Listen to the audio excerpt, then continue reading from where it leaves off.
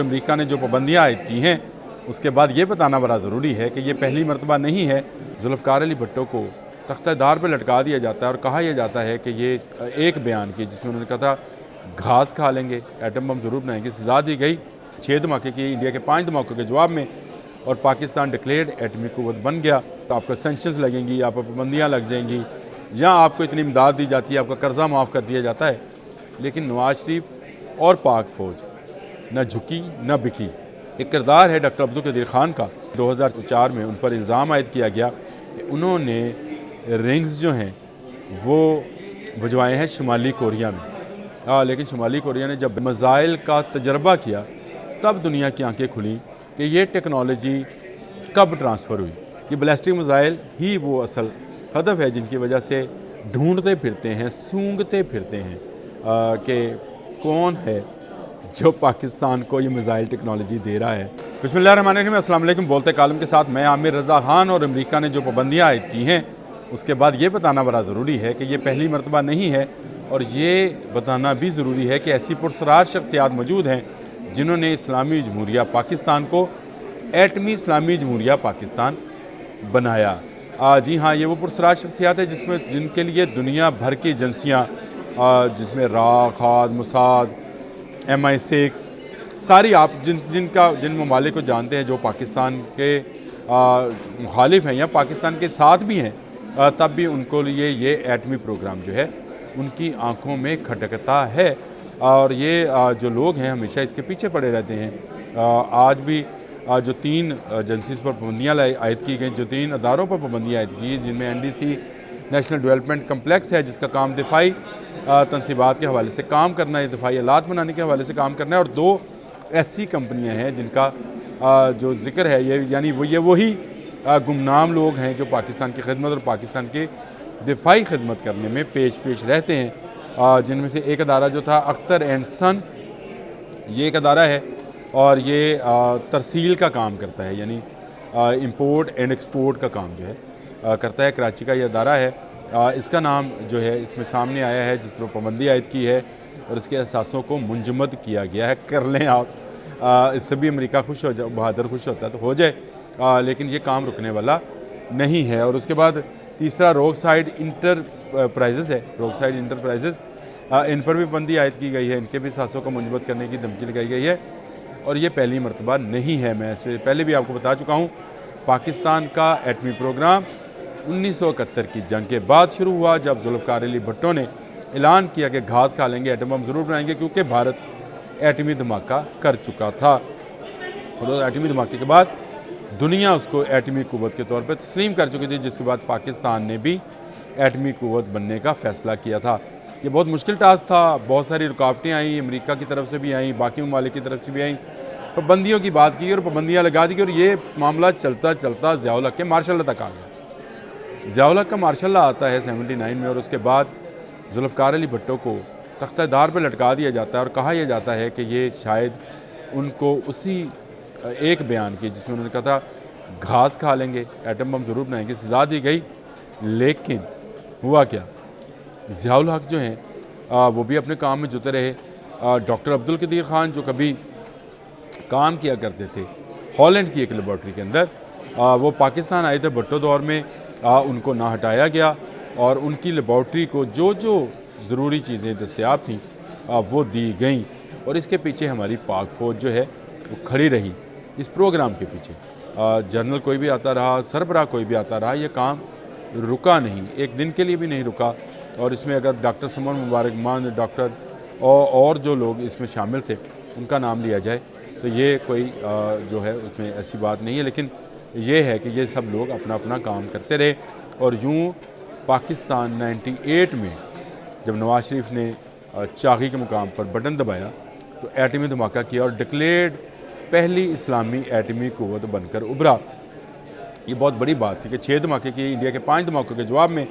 اور پاکستان ڈکلیئرڈ ایٹمی قوت بن گیا۔ اس وقت بھی بہت پریشر تھا امریکہ کی جانب سے، اور اس نے بھی بہت ساری باتیں اس طرح کی تھی کہ آپ کو سینکشنز لگیں گی، آپ کو پابندیاں لگ جائیں گی، جہاں آپ کو اتنی امداد دی جاتی ہے، آپ کا قرضہ معاف کر دیا جاتا ہے،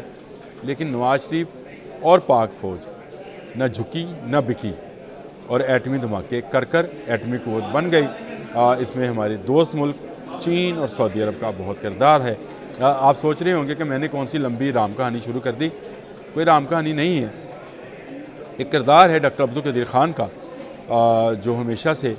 جو ہے پاکستانیوں کے لیے ادب کی جگہ پر رہے، لیکن 2004 میں ان پر الزام عائد کیا گیا کہ انہوں نے رنگز جو ہیں وہ بھجوائے ہیں شمالی کوریا میں۔ یہ ہے وہ کہانی، جو پرسرار بندے جس طرح سے کام کرتے ہیں وہ میں آج آپ کو بتانا چاہتا تھا، تو میں نے کہا آپ سے مخاطب ہی ہو جاؤں اور آپ کو بتاؤں کہ ڈاکٹر عبدالقدیر خان نے ایران، لیبیا اور شمالی کوریا تک وہ رنگز جو بین البری اعظمی میزائلز کے لیے M11 میزائل ہے نام اس کا، اس کے لیے چاہیے ہوتی ہیں، یہ اجزاء ہیں جو چاہیے ہوتے ہیں، ان پر یہ الزام تھا کہ انہوں نے یہ رنگز جو ہیں وہ شمالی کوریا بھجوائے۔ لے جانے والے بھی جو تھے وہ بھی خفیہ ہوں گے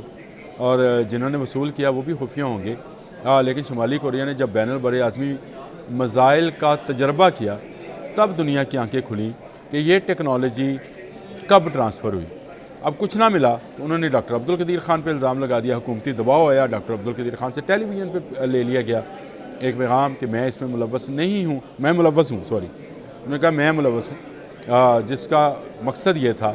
کہ وہ لوگ، وہ پرسرار بندے، وہ خفیہ بندے جو ہر وقت ہمہ وقت پاکستان کی حفاظت کے لیے سرگردہ رہتے ہیں، چاہے وہ سرحدوں پہ ہوئے، نظریاتی سرحدوں پہ ہوئے، یا پاکستان کی وہ انڈر ورلڈ جو اس کو ختم کرنا چاہتا ہے اس والی سرحدوں پر ہوں، وہ ہر وقت کام کرتے رہتے ہیں۔ ڈاکٹر عبدالقدیر خان کا بڑا پن اور ڈاکٹر عبدالقدیر خان کی عزت اس لیے بھی ہے کہ انہوں نے یہ سارا الزام اپنے سر لے لیا، اور وہ بعد میں انہوں نے جب یہ معاملہ سارا ٹھنڈا ہوا تو اس کی تردید بھی کی کہ انہوں نے ایسا نہیں کیا، لیکن بین البری اعظمی میزائل تو بن گئے، اور اگر بین البری اعظمی میزائل وہاں بن گئے شمالی کوریا میں تو جنہوں نے یہ پرزے پچائے ہوں گے کیا انہوں نے نہیں بنائے ہوں گے؟ یہ بلاسٹک میزائل ہی وہ اصل ہدف ہے جن کی وجہ سے ڈھونڈتے پھرتے ہیں، سونگتے پھرتے ہیں کہ کون ہے جو پاکستان کو یہ میزائل ٹیکنالوجی دے رہا ہے۔ کوئی نہیں ہے، پاکستان کے سائنٹسٹ نے یہ ساری میزائل ٹیکنالوجی یہاں خود ڈیولپ کی ہے۔ ہاں، دوست ملکوں کا سہارا یا دوست ملکوں کا تعاون جو ہے وہ ضرور لیا جاتا ہے، لیکن پاکستان میزائل ٹیکنالوجی میں اب بہت آگے نکل گیا ہے، بین البری اعظمی میزائل اس کے پاس ہیں، اور یہی اب امریکہ کو کھٹکتا ہے کہ پوری اسلامی دنیا میں ایک ہی ملک ہے جو نہ صرف ایٹم بم کا حامل ہے بلکہ ایٹمی میزائل بھی بنا چکا ہے، جو کہ بین البری اعظمی ہے۔ یہاں سے اگر چاہیں تو دنیا کے جس بر اعظم میں، جس ملک میں، جس ہدف کو بھی چاہیں نشانہ بنا سکتے ہیں، اور اس میں سیکنڈز لگیں گے۔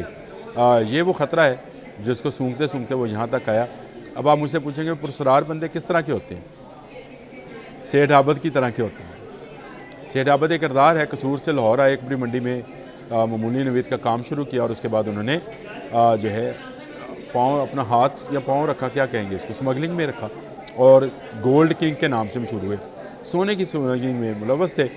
ساری دنیا حیران تھی کہ ایک دم سے ان کے پاس دولت کیسے آئی، لیکن اس کے ساتھ ساتھ وہ پاکستان کی خدمت کرتے رہے۔ جی ہاں، پاکستان کے لیے جتنی ایٹمی تنصیباتی پرزے تھے ان کو لانے والے سیٹھ عابد تھے، اور یہ جس طرح سے آئے،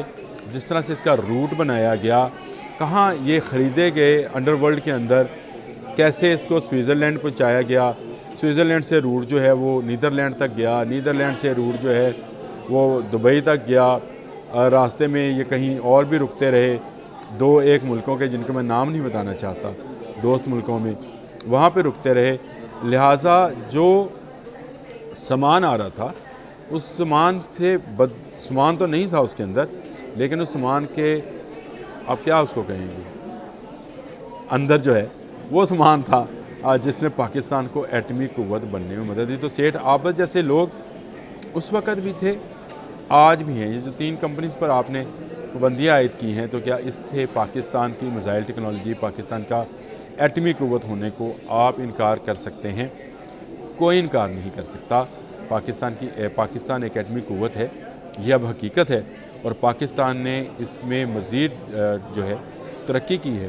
اور میری نہیں، ایجنسیز کی رپورٹ ہے، جو باہر کی ایجنسیز ہیں ان کی رپورٹ ہے کہ پاکستان دنیا کا سب سے چھوٹا ایٹم بم بنانے میں کامیاب ہو چکا ہے، جو کہ ایک بریف کیس میں آئے گا اور بڑی تباہی پھیلائے گا۔ تو اس طرح کی چیزیں جو ہیں پاکستانی سائنٹسٹ کرتے رہتے ہیں اور پاکستانی سائنٹسٹ کرتے رہیں گے، لیکن وہ پرسرار بندے جن کے بارے میں علامہ اقبال نے کہا تھا، غازی تیرے پرسرار بندے جنہیں تو نے بخشا ہے ذوق آگاہی، دونوں میں ان کی ٹھوکر سے صحرا و دریا، پہاڑ ان کی ہیبت سے سمٹ کر رائی۔ آج سپر پاور ہے امریکہ، خوف کے مارے تھر تھر تھر تھر تھر تھر تھر تھر کانپ رہا ہے۔ جی ہاں، اور اسی لیے پابندیاں عائد کر رہا ہے۔ آپ جتنی پابندیاں لگاؤ گے، اور وہ اقبال نے ہی کہا تھا، اسلام میں اللہ نے لچک رکھی ہے، اتنا ہی ابھرے گا جتنا اس کو دباؤ گے۔ اسلامی جمہوریہ پاکستان